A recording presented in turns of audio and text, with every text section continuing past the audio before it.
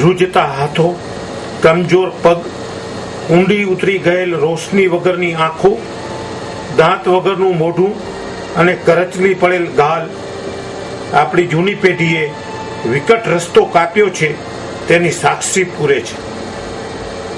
આજે air condition ઘર ઓફિસમાં બેઠેલા ચમચમ બૂટ વગાડતા શૂટ ટાઈ સાથે કૃત્રિમ સ્માઇલ અને જીવનશૈલી લઈ બેઠેલી નવી પેઢીની પૈસા કમાવાની લહાય અને દોડધામથી જૂની પેઢીની લાગણીઓ કચડાઈ ગઈ છે. જૂની પેઢીએ જે હોઠ વડે બુચકાર આપ્યા હતા તે હોઠ પાણી વગર તરસે છે. શા માટે એકાકી થઈ ગઈ છે જૂની પેઢી? નવી જૂની પેઢીનો ટકરાવ હવે સામાન્ય થઈ ગયો છે. જૂની પેઢી જે મૂલ્યોને સાથે લઈને ચાલતી હતી તે હાલના સંજોગોમાં નવી પેઢીને અપ્રસ્તુત લાગે છે. તેથી ઘરડા ઘરોમાં વધારો થતો જાય છે અને મોટી ઉંમરના લોકો એકાકી જીવન જીવવા મજબૂર બને છે. દર્શક મિત્રો, ક્યારેક સામાજિક સમસ્યા એવી હોય છે જે ઘણી ઢંકાયેલી હોય છે, ઘણીવાર થોડીક બહાર આવેલી હોય છે, પરંતુ મનમાં એ સમસ્યાનો ઉદ્વેગ હંમેશા ચાલતો રહે છે. એક એવી સમસ્યા જે આપણી સંસ્કૃતિમાં ક્યારે હતી નહીં, એ નવા જમાનામાં એ વધુ વકરી રહી છે કે સિનિયર સિટીઝન આપણા વડીલો એક એવા ઉપેક્ષાને દુઃખથી પીડાય છે જો આપણે કહી શકતા નથી. અને આપણી સામાજિક રચના એવી છે કે જો કે તો આપણી સામાજિક આબરૂ નીચે આવવાનો પણ સતત ભય રહેતો હોય છે. એટલે આપણે ઘણું બધું આપણા વડીલો આપણી જે અવિવેક હોય છે કે આપણે એ ઉપેક્ષાઓ હોય છે એ સહન કરતા હોય છે. આજે આપણે અત્યારે ઊભા છીએ માંગી પાર્ક છે, તેની અંદર થોડાક વરિષ્ઠ નાગરિકો છે. એવો તો ખરેખર ઘરથી સુખી છે, પરંતુ એ સમયે શું સમસ્યા હોય એ સમસ્યા વિશે આપણી સામે હાઇલાઇટ કરશે. મારું નામ કાંતિભાઈ પટેલ છે. હું એડવોકેટ હતો. અમદાવાદ મારું વતન છે અને હાલ નિવૃત્ત છું. અચ્છા સાહેબ, આ જે આપ જોઈ રહ્યા છો કે આજના યુગમાં આ વડીલો પ્રત્યે જે સમસ્યા છે, છોકરાઓ પોતાના જીવન ધોરણમાં એટલા ખોવાઈ ગયા છે પોતાના દોડાદોડીમાં, અને થોડાક નવા જમાના સાથે મિક્સ થઈ જતા વડીલોની સ્થિતિ થોડી કપરી બની છે. આ હકીકત છે. મોટા ભાગના વડીલોની સ્થિતિ કપરી બની છે, પણ કેટલાક વડીલોને છોકરાઓ ખૂબ સુંદર સારો સહકાર આપે છે અને ખૂબ સારી રીતે રાખે છે. દાખલા તરીકે મને કોઈ દુઃખ નથી, હું ખૂબ સુખી છું, એટલે મારે આવી કોઈ સમસ્યા નથી. પણ બીજા મિત્રો ઘણા છે એવા કે જેની પાસે આવી સમસ્યાઓ મેં ઘણી સાંભળી છે, જે ખરેખર દુઃખી છે. હવે એ બધા પ્રશ્નો ઘણા એવા લાંબી વિચારસરણી માગે એવા હોય છે. દરેકની પરિસ્થિતિ જુદી હોય છે, દરેકના વિચારસરણી જુદી હોય છે, એના કારણે પણ કેટલીક વાર દુઃખી થતા હોય છે. પછી વડીલોએ પણ મોટી ઉંમરે પોતાના સ્વભાવ બદલવો જોઈએ તો જીવનમાં સુખી થાય. એ કારણ કે નવી પેઢી સાથે મોટી પેઢીના વિચારો સુસંગત નથી હોતા અને એના કારણે ઘણીવાર વિચારભેદ અથવા મનભેદ ઊભા થતા હોય છે અને દુઃખી થતા હોય છે. પછી જ્યારે છોકરાઓ ગાંઠતા નથી, એની ઉપેક્ષાના ભોગ બનીએ ત્યારે શું? ના, એવું કોઈ નથી હતું. આ પોતાના મનના આધાર છે. તમે છોકરા સાથે મિક્સ ના થાઓ, એની કોઈ વાત ના રાખો તો છોકરા સ્વાભાવિક છે એવું થાય જ એમ. પણ તમે છોકરાને વહુ સાથે બરોબર તાલ મિલાવો અને વ્યવસ્થિત રહ્યો તમારી રીતે તો કોઈ વાંધો નથી આવતો.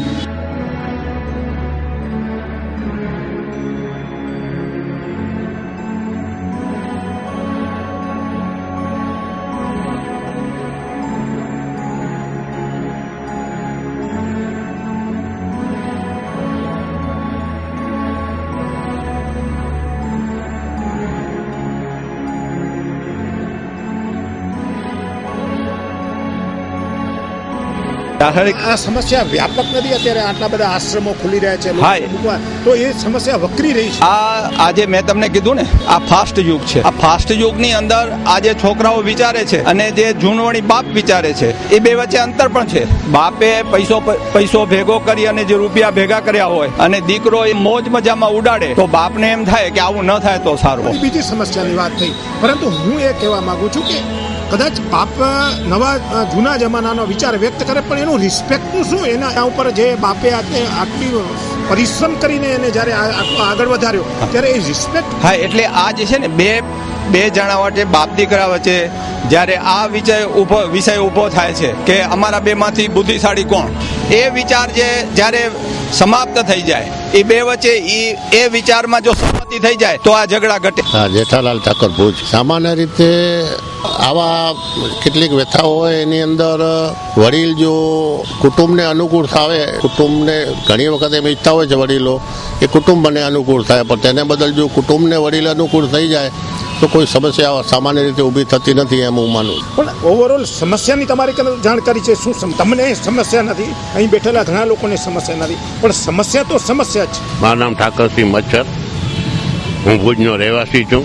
અત્યારે વડીલોના જે વૃદ્ધાશ્રમ ખોલી રહ્યા છે તેનો મુખ્ય જે પ્રશ્ન છે આપણો, એમાં પિતા છે બાળક પ્રત્યે ઘણો જ લાડ લડાવે છે અને એમને બધો નેછાવર કરી દે છે. બદલામાં એની પત્ની આવેલી હોય છે તે ગમે તેમ તો લોહી બીજાનું છે અને દીકરાને ચડાવીને દીકરાને ચડાવી અને બાપને દીકરાઓથી ઝઘડો કરી અને એને ઘરમાંથી ઘણી વખત કાઢી નાખે. મારી પાસે એક કિસ્સો આવેલો કે એક એસટીનો ડ્રાઈવર હતા ભાઈ, એમણે એને દીકરાને જે પૈસા મળ્યા તેમાં ફ્લેટ લઈ દીધો. પછી છોકરો અને છોકરાની વહુએ એની પાસે જયારે કાંઈ ન રહ્યું, કઈ પૈસા ન રહ્યા, ત્યારે એ આવીને મારી કાને રોયો મને કે ભાઈ આમ હકીકત છે, તમે પણ વિચારજો, તમારી પત્ની ગુજરી ગઈ છે, તમે વિચારજો.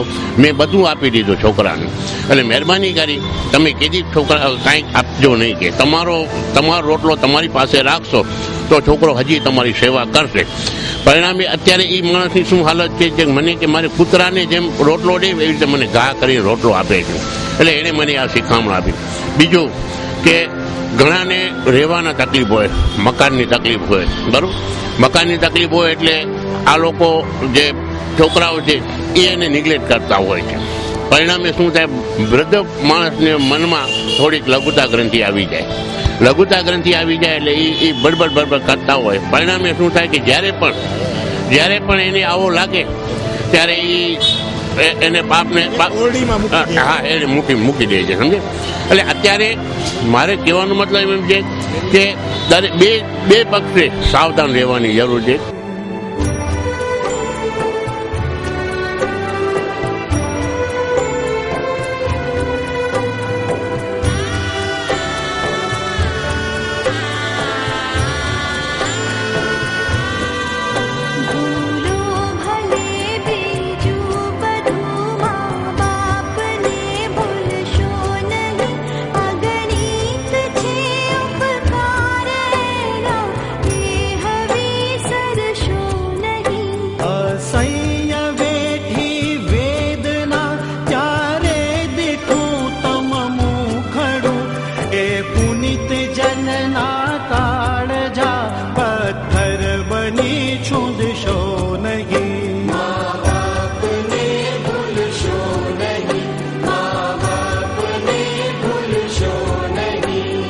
મંજુલાબેન. કેટલા વર્ષની ઉંમર હશે તમારી? 62 વર્ષ. આપને અહીં આવવું પડ્યું તો શું કારણ છે? કેટલા છોકરાઓ છે? 3 છોકરા છે. છોકરીઓ? 1 છોકરી છે. આપણે અહીંયા રહેવું પડે છે તો એનું શું કારણ છે? એટલે કે આપણને આરામ મળે ને આપણે એમ થાય કે વહુને આજકાલમાં જરાક ઓલું જ થાય, તો છોકરાઓ તો બરાબર છે, વહુરો બી આમ છે સારી, પણ આપણને એમ થાય આપણે આપણી રીતે રહે, એને રીતે રહે છે વહુરો. બીજું કોઈ મુશ્કેલી હતી? કાંઈ મુશ્કેલી નહોતી. બરાબર. બરાબર. પણ મજા આવે છે? મજા આવે છે, બહુ જ મજા આવે છે. ઘર બી યાદ નથી આવતું અમને, છોકરાઓ બી યાદ નથી આવતા, એમ કે મજા આવે છે અહીંયા. બધા એવા હળીમળી ગયા છે કે એટલે મજા આવી છે. તમને ક્યારે જાય ઈચ્છા થાય ઘરે જવું? ના, ક્યારે નથી થતી. છે સરસ આશ્રમ, પછી જવાની ઈચ્છા શું થાય? ઘરે એમ લાગે કે આપણે બધા અહીંયા આવીને મળી જાય છે ને અહીંયા અમને ગમે છે બહુ જ, બધું વ્યવસ્થિત છે બધું, એટલે અમને બહુ ગમે છે.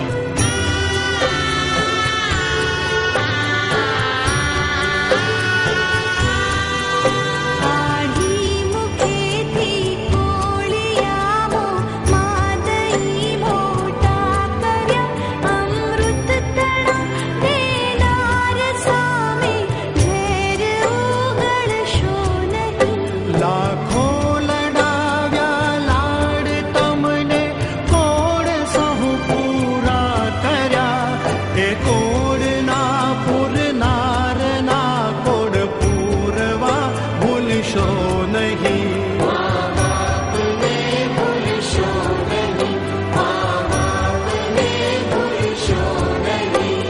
મારું નામ નવીનચંદ્ર વિઠલાણી છે. આમ છે અમે જુનાગઢમાં વધારે પડતી લાઈફ મુંબઈમાં કાઢી છે અમે લોકો. નોકરી કરીને હવે મારા હાથ પગ નથી હાલતા એટલે આશ્રમમાં આવ્યો છું ને અમારા પૈસા એક દાતા ભરે છે. આજની તારીખમાં એક 3 મહિનાનો. કેટલા છોકરા છે? અમારે કોઈ નથી. મારે ઘેરેથી અપંગ છે. એક પગ નથી, હાથી પગ થવાથી ઓપરેશન કરી નાખ્યું છે પગનો. તમને એમ લાગે કે તમે સગા સંબંધીઓ વચ્ચે રહ્યો તો વધુ આનંદ લાગે તો છે, પણ અમારી કંઈ એવું અમે તો બિલકુલ નિરાધાર છે. અમારે કોઈ આગળ પાછળ છે નહીં એમ કહ્યું તો એ વાંધો ના આવે ને અમે બિલકુલ મજબૂર છે.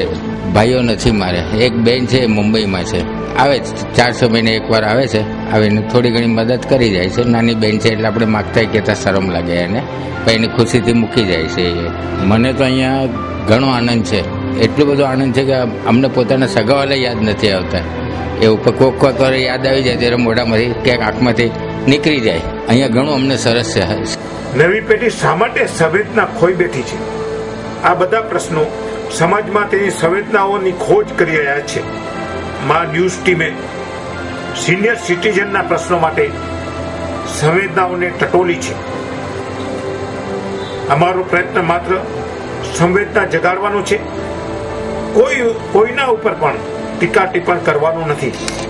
માત્ર સામાજિક સમસ્યાને પ્રસ્તુત કરવાનો છે. આશા છે કે નવી અને જૂની પેઢી પોતાના સ્તરે અંતરાત્માને પૂછશે કે આપણે કયા પથ ઉપર જઈ રહ્યા છીએ. આવો સંધ્યાના રંગોને આંગળીઓ પકડીને વધુ રંગીન બનાવી. पहले आपका नाम बताइएगा. My name is Bhaunita Naveenchandra Vitlani. What is reason to come here and stay? My reason is for coming here because I cannot sit down and I cannot get up properly. My leg is amputated. I had elephant leg and it is amputated, and so my bones and all are cut, and so I cannot get up and sit down properly. I cannot walk also. I can walk but not so well. So sitting down and getting up is a problem for me. They all, yeah, I think of them, but I cannot. Now they are all dead. So if I take more tension of this, then I won't be able to live. If I keep tension. Here you are happy here. Yeah, I'm happy here. And my husband is Naveenchandra Vitlani. He takes care of me. હા, હું અહીંયા કને સંચાલક તરીકે, manager તરીકે સેવા આપું છું. છેલ્લા આ જ્યારથી સંસ્થા શરૂ થઈ 1/9/12 અને 15/8/12 કન્ટિન્યુ આ સંસ્થામાં જોડાયેલો છું. આવનારાને તો શું છે કે બિચારાને ઘરના પ્રોબ્લેમ હોય. આજે એક તો મકાન બધા નાના હોય, એમાં બધાનો સમાવેશ થઈ શકતો ન હોય, અને છોકરાઓને આજે આઝાદી વધારે જોઈએ. એટલે એ લોકોને મોટી ઉંમરના માણસો અરખામણા લાગે. એટલે એ લોકો સામેથી આવીને અમારી પાસે આવીને મૂકી જાય કે છે અમારા બાપુજીને રાખવા જોઈએ, અમારી બાને રાખવા જોઈએ, અમારી બેનને રાખવા જોઈએ. અમે તો સંસ્થા એટલા માટે જ ખોલી છે. ત્યારબાદ એ લોકો સંભાળ લે છે બરાબર. ત્યાર પછી સંભાળે એટલે ફોન કર્યા. અમુક તો ફોન બી નથી કરતા ને પૂછા પણ નથી કરતા. અમારે હવાલે મૂકી દીધા. પછી ઘણી વખત અમે એમને ફોન કરી કે ભાઈ તમારા બાપુજીને કે તમારી મધરને આ તકલીફ છે, તો માંડ આવે. અમે ઘણા ફોન કરી ત્યારે આવે. આર્થિક મદદ કર્યા કરે છે. આર્થિક અમુક જણા કરે છે, અમુક નથી કરતા. મારી દૃષ્ટિએ આનું એક મૂળ કારણ એ છે કે અગાઉના જમાનામાં આપણી પાસે રહેણાંકની જગ્યાઓમાં સ્પેસ ઘણી હતી.